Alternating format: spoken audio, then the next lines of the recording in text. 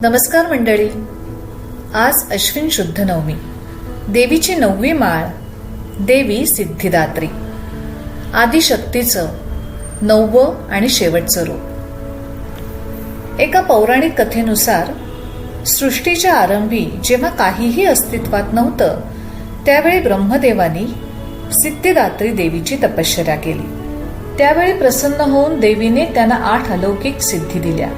त्या अनुक्रमे अशा आहेत: आणिमा, महिमा, लघिमा, प्राप्ती, प्राकाम्य, ईशित्व, वशित्व आणि गौरीत्वा.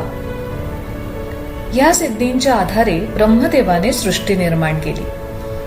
शिवाने देखील देवीची भक्ती केली. त्यालाही देवीने 8 सिद्धी दिल्या. तिच्या कृपेने शिवाचे अर्धे शरीर स्त्री रूपात देवीसारखं बदललं. हे रूप म्हणजेच स्त्री पुरुष समत्वाचं आणि शक्ती संयमाचं प्रतीक आहे. ही देवी कमळावर विराजमान झालेली आहे. 4 हातात चक्र, गदा, शंख आणि कमळ धारण करणारी शुभ्र वर्णाची आहे.